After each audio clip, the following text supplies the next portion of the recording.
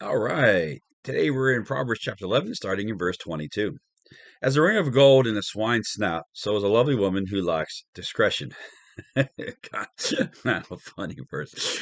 They're saying, why would you put something precious in a pig's snout who's what? Pig. What's a pig use a snout for in the mud getting, what kind of food does pig eats? They eat the slop. They eat anything that comes their way. So that means that gold ring, that beautiful gold ring, is not going to be all that pretty going through all that slop and mud and stuff like that. Because the pig could care less about anything precious. It just wants to go eat the stuff. So is a lovely woman who lacks discretion. Here, what's God saying is, people today, it's talking about dress. It's talking about how we look. Yeah, how do we present ourselves? And it could also apply to a guy. But people complain. Complain's I mean not the right word. Look, modest. Why is modesty such an important thing? And this is the verse telling about this.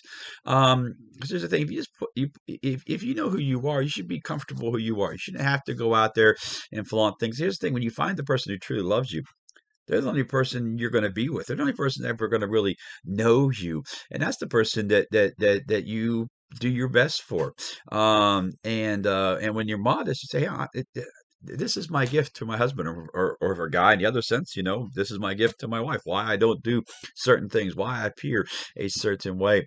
And modesty is a very important thing in our lives. You're saying, you know what, I have a special gift to give to somebody. And by the way, that special gift is for that somebody.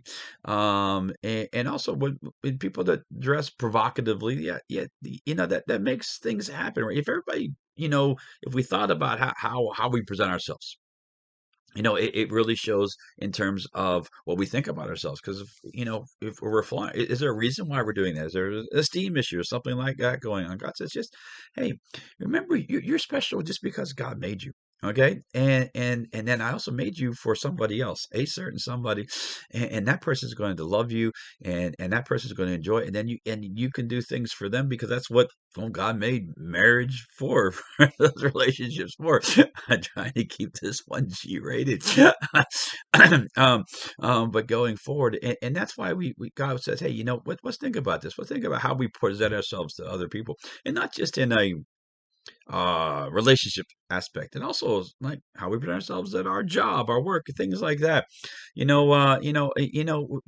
we really value that the beauty that God's given us? Because we're beautiful in God's eyes.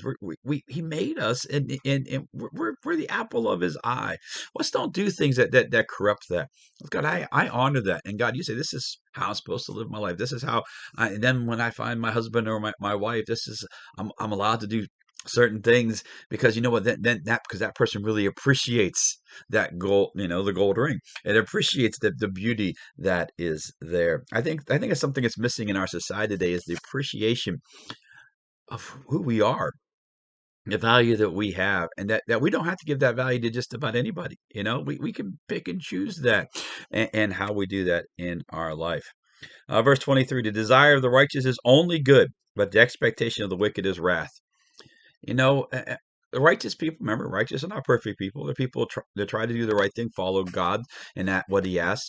And what's He say here is the desire of righteous is only for good. And, we want to do good things. We want to do that. We want to have good in our mind. But the desire of the wicked, right? The expectation of the wicked is wrath. And why is that the expectation? Because if they're wicked to somebody else, they're expecting someone else to respond in kind. This kind of goes with the golden rule verse, Matthew 7:12. Said, do unto others you haven't do unto you. If you're righteous to someone else, okay, then they're probably going to want to be righteous back to you. Now, yeah, there are people take advantage of things. Yeah, we know that. But we're talking in a general sense. And here's the thing: if someone does take advantage of you, people are more apt to help you, to have empathy on you, to have pity on you, and to help you out.